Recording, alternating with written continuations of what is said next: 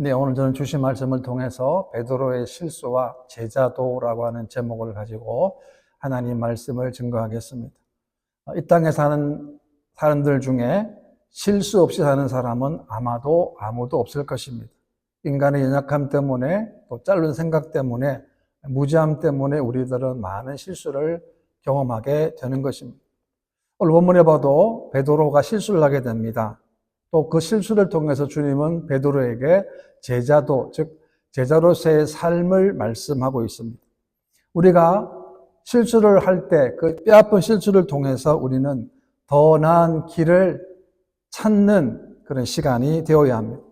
실수를 통해서 배워야 합니다.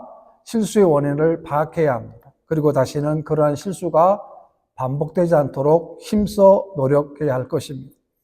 실수가 곧 끝이 아닙니다. 끝이라 생각하고 그만두면 실패자가 되고 마는 것입니다. 저는 오늘 본문에서 두 가지로 교훈을 얻고자 합니다. 그 첫 번째는 베드로의 실수입니다. 오늘 본문에 보게 되면 예수님께서 제자들에게 공개적으로 예수님의 순환에 대해서 말씀하고 있는데요. 21절을 보게 되면 이때로부터 예수 그리스도께서 자기가 예루살렘에 올라가 장로들과 대제사장들과 서기관들에게 많은 고난을 받고 죽임을 당하고 제3일에 살아나야 할 것을 제자들에게 비로소 나타내시니라고 했습니다. 예수님은 제자들에게 분명히 말씀하셨습니다. 고난을 받고 죽임을 당하고 제3일에 살아나야 할 것을 제자들에게 말씀을 하신 것입니다. 예수님이 왜 이 땅에 오셨습니까? 왜 오셨습니까? 예수님은 우리 죄 때문에, 우리가 죽을 영원한 죄의 죄값을 치르시려고 예수님은 십자가에서 돌아가신 거예요. 예수님은 죄인들을 위하여 죽으실 뿐만이 아니라 죽음의 권세를 깨뜨리시고 부활하심으로 말미암아 그분이 누군가를 정확하게 분명하게 보여주신 것입니다. 만약 예수님의 부활의 소망이 없다고 한다면 우리가 예수 믿는 것은 사실은 의미가 없는 일입니다. 왜냐하면 예수님의 부활이 없다고 한다는 것은 우리가 기독교가 설 수 있는 기반이 없게 되기 때문에 그렇습니다. 이 말을 반대로 얘기하면 우리가 예수님의 부활이 있기 때문에 우리가 이 땅에서 진정한 참된 소망을 누리며 우리가 살 수 있게 되는 것입니다. 그렇습니다. 저와 여러분들에게도 우리가 주님의 영광에 동참하려면 예수님처럼 먼저 해야 될 것이 있습니다. 그것이 바로 고난에 동참하는 것입니다.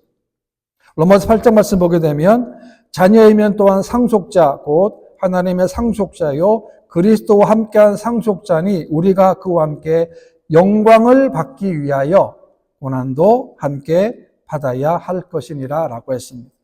우리가 하나님의 자녀가 되었습니다. 신분이 바뀌었지 않습니까? 그런데 우리가 하나님의 자녀인데 왜 고난을 받습니까? 그 이유는 뭐냐면 그와 함께 영광을 받기 위함이라고 했다는 것입니다. 이 말은 뭡니까? 우리가 주님을 따라가는 그 길에는 곳곳마다 고난이 있다는 것입니다.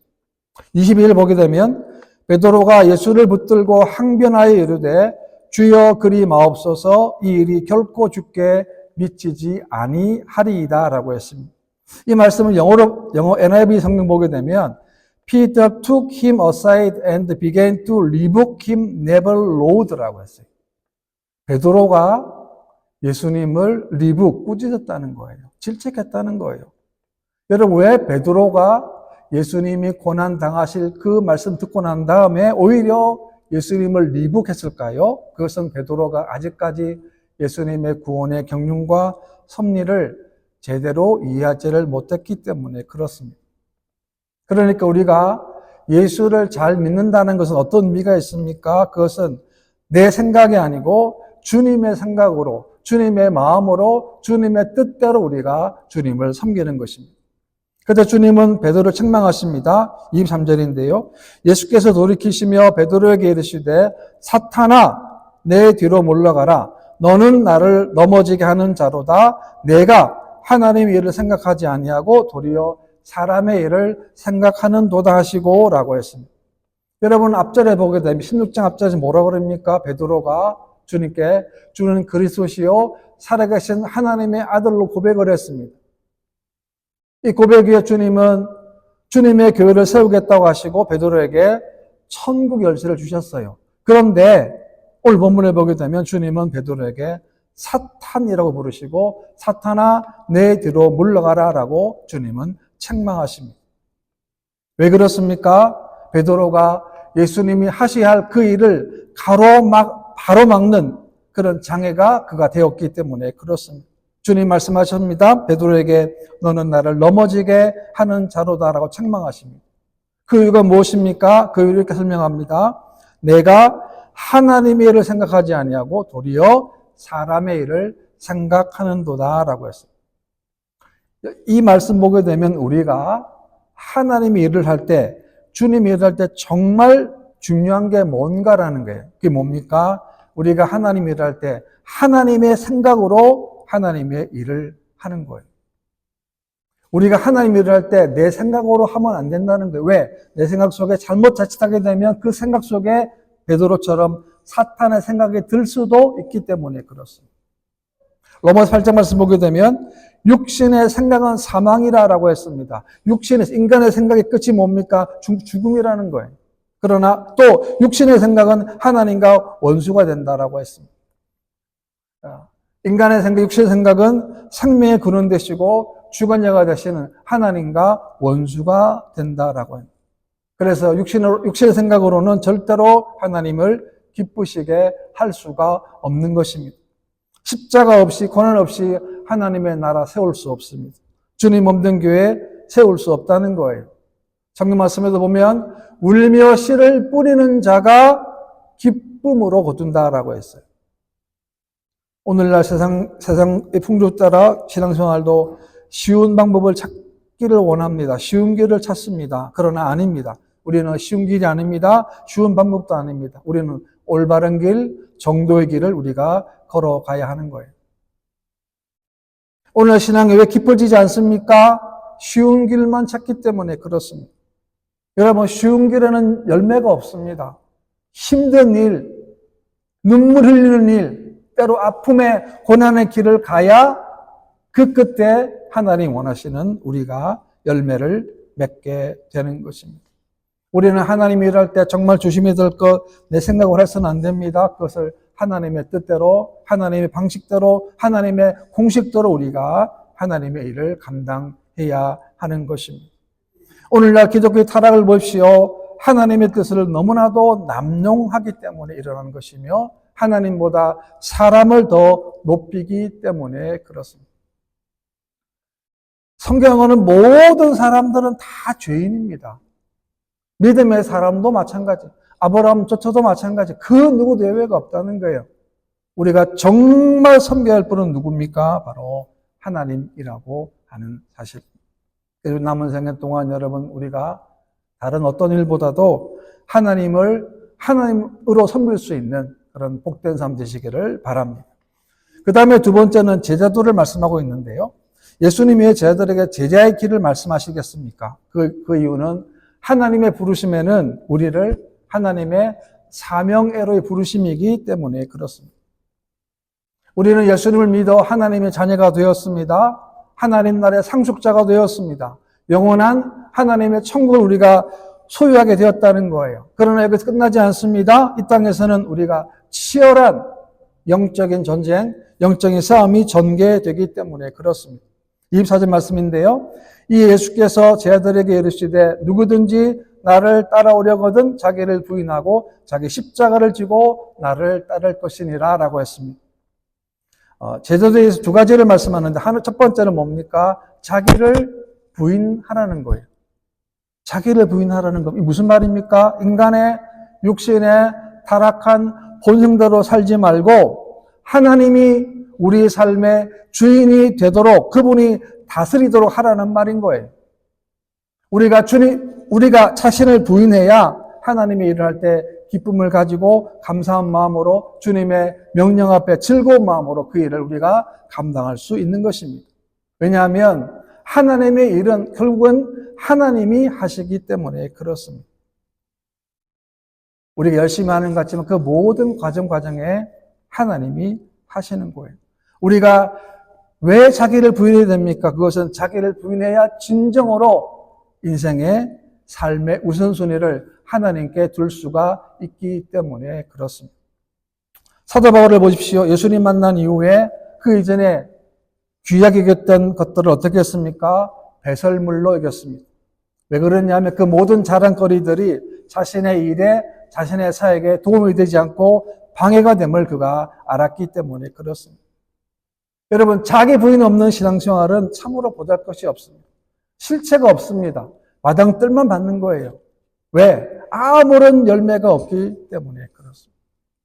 저 여러분들은 아무도 알아주지 않는다 할지라도 또 아무런 성과가 눈에 보이지 않는다 할지라도 우리는 주님을 붙잡아야 되고 주님의 사명을 붙잡아야 하는 것입니다.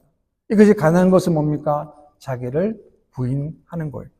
그 다음에 두 번째는 뭡니까? 자기 십자가를 지고 주님을 따라가야 하는 것입니다. 여러분, 하나님은 저와 여러분들에게 각자에게 십자가를 다 주셨어요. 이것은 우리가 주님을 위하여 우리를 자신을 희생하는 것을 의미하는 거예요. 우리는 우리의 사명을 위해서 피와 눈물과 땀이 필요하다는 거예요. 그래서 우리가 자기 십자가를 지고 주님을 따라가는 것은 결코 쉬운 일이 아닌 것입니다. 누가복음 9장에 보게 되면 날마다 제 십자가를 지고 나를 따를 것이니라 라고 했어요. 우리는 매일매일마다 매주마다 우리는 자기 십자가를 지고 주님을 따라가야 할 것입니다. 우리 사랑하는 성도 여러분, 우리가 힘들고 어려운 개척교회를 섬겨 주셔서 너무나 정말로 감사합니다. 우리 새교회를 여러분들이 매주일마다 예배드리고 또 새벽기도 또 기도하게 하심을 너무나 감사드립니다. 교회의 주인은 예수님이십니다. 이 교회의 주인은 주님은 그리스도시요 살아계신 하나님의 아들의 고백 위에 세워진 참으로 복된 교회입니다. 여러분, 교회가 왜 영광스럽습니까? 교회는 하나님의 영광을, 하나님의 나라를 선포하고 그리고 하나님과 함께하기 때문에 그렇습니다. 교회는 이 땅에서 영원한 하나님 나라를 선포하기 때문에 그렇습니다. 그럼 우리가 할 일은 뭡니까? 우리가 새 교회가 하나님의 나라로 만들어 가는 거예요. 어떻게 가능합니까? 그것은 하나님이 주인 되는 거예요. 하나님의 주인 되는 것은 뭡니까? 우리가 자기 십자가를 지고 주님을 따라가는 거예요. 매주마다 모여서 얼굴을 뵙고 예배 드리는 것, 함께 기도하는 것 너무나 감사합니다. 너무나 감사합니다. 25절인데요. 누구든지 제 목숨을 구원하고자 하면 잃을 것이요. 누구든지 나를 위하여 제 목숨을 잃으면 찾으리라 라고 했습니다. 이 말씀은 제자의 본질입니다. 주님의 역사의 말씀인데요. 참 제자로 살아가는 자가 참된 생명을 얻게 된다는 말씀이에요. 이 목숨이라는 것은 육체적인 생명만을 의미하는 것이 아닙니다. 우리가 추구하는 모든 것들이 다 포함되는 포괄적인 개념이에요. 주님은 말씀하시기를 이것을 다 잃게 되면 진정한 의미의 영원한 삶을 살게 됨을 말씀하고 있는 거예요. 26절입니다. 사람이 만일 온 천하를 얻고도 제 목숨을 잃으면 무엇이 유익하리요? 사람이 무엇을 주고 제 목숨을 바꾸겠느냐라고 했어요. 오래된 배우 가운데 잉그리드 버그만이라는 여배우가 있는데요. 이분은 여러분 잘 아시는 영화 가운데 누구를 위하여 종을 울리라는 그런 영화에 나온 유명한 영화 배우예요. 그냥 출연한 영화는 좋은 평가를 많이 받았습니다. 원래 이분은 스웨덴 출신의 여배우였는데 유럽에서도 최고 인기를 누리다가 미국으로 진출을 했습니다. 할리우드를 넘어갔는데 그곳에서도 놀라운 상도 받고 인기도 많이 얻었어요. 그런데 인기의 최고점에서 뭘 느꼈는가? 인간의 허무함을 느낀 거예요. 참 이상하지 않습니까? 그렇게 인기를 위해서 노력하고 몸부림치고 했는데 마침 최정상에 우뚝 섰는데 마침 올라가 보니까 인간의 한계, 인간의 허물을 느끼게 된 거예요. 그녀는 남편과 딸을 버리고 유명한 영화감독과 결혼하고 얼마 못 가서 또 다른 남자와 또 결혼하고 또 파행을 맞습니다. 여러 가지 복잡한 일, 끔찍한 일이 발생했습니다. 그녀에게는 목표가 있었습니다. 그리고 그 목표를 그녀는 성취했습니다.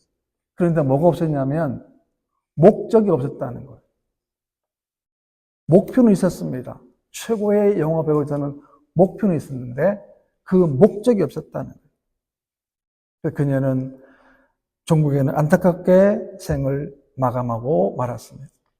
오늘 저와 여러분들의 질문을 해야 될 것이 있습니다. 여러분 목적이 있습니까? 왜 사십니까? 또 하나 지금 어디로 가고 있습니까? 이 질문에 우리는 오늘 이 시간 답을 해야 합니다. 나는 왜 살고 있는가? 하나님의 나를 왜 예수 믿는 그리스도인으로 불러주셨는가? 누가 내 생명을 지켜줄 수 있는가? 우리가 확인받아야 하는 것입니다. 이 땅에는 우리의 생명을 보호해줄 사람이 단 한 사람도 없습니다. 오로지 예수 그리스도 그분만이 우리의 생명을 지켜주십니다. 여러분, 사단 마귀는 우리로 하여금 주님을 보지 못하도록 이 세상의 돈과 명예와 권력을 우리 눈에 보이도록 다 뿌려놨다는 거예요. 사람들이 그걸 짚습니다. 그걸 짚으니까 주님을 놓치게 되는 거예요. 아닙니다.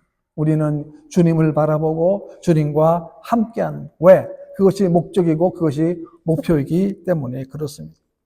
27절 말씀 보게 되면 인자가 아버지 영광으로 그 천사들과 함께 오리니 그때 각 사람이 행한 대로 갚으리라 라고 했습니다. 이것은 우리가 끝까지 주님의 제자의 길을 걸어가야 될 이유를 설명하는데요. 그것은 주님이 다시 오실 때 각 사람이 행한 대로 갚아주시기 때문에 그렇습니다. 로마 12장 말씀 보게 되면 부지런하여 게으르지 말고 열심을 품고 주를 섬기라 라고 했습니다. 주님 일을 하는데 게으르지 말고 열심을 품으라 그랬어요. 이 말이 뭐냐면 성령의 열정으로 계속해서 주님을 위하여 일하라는 말씀인 것입니다. 문제는 뭡니까? 지속성이에요. 어떻게 계속 유지할 수 있습니까? 그것은 성령으로 가능한 거예요. 우리는 날마다 우리 마음속에 하나님의 성령님이 나로 하여금 내가 하는 그 모든 일에 열심을 품고 그 일을 할 수 있도록 기도하시기를 바랍니다.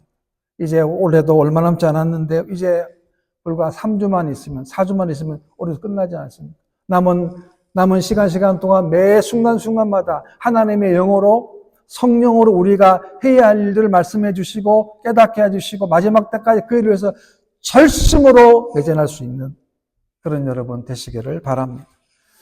달란트 비유를 보게 되면 달란트 비유가 얼마나 많은 달란트를 남겼는지 그 성과를 평가하는 것이 아니에요. 어떤 평가입니까?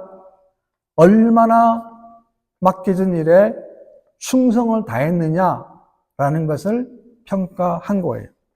그렇습니다. 우리의 신앙도 마찬가지입니다. 우리의 신앙도 충성으로 나타나야 하는 것입니다. 왜냐하면 주님의 평가 기준이 바로 충성이기 때문에 그렇습니다. 주님은 충성의 결과를 이렇게 말씀하셨습니다. 5달란트와 2달란트 받은 자들에게 이렇게 말씀하셨습니다. 착하고 충성된 종아, 내가 적은 일에 충성하였음에 내가 많은 것을 내게 맡기리니 내 주인의 즐거움에 참여할지어다 하고 라고 했어요. 주님은 이렇게 충성된 종에게 착하고 충성된 종아, 내가 적은 일에 충성하였음에 내가 많은 것을 내게 맡기겠다. 언제 맡기겠다는 거예요? 영원한 하나님 나라. 왜? 하나님이 행한 대로 상급해 주겠다고 약속하셨기 때문에 그렇습니다. 또 이 말씀 보고 우리가 왜 이 땅 살아갈 동안에 군중으로 무리로 사는 것이 아니라 제자로 예수님 닮은 제자의 모습으로 예수님 맡겨주신 그 사명에 내 모든 걸 다 드려서 드리는 왜 삶을 살아야 되는가의 이유가 되는 거예요. 왜? 하나님께서 갚아 주시기 때문에 그렇습니다.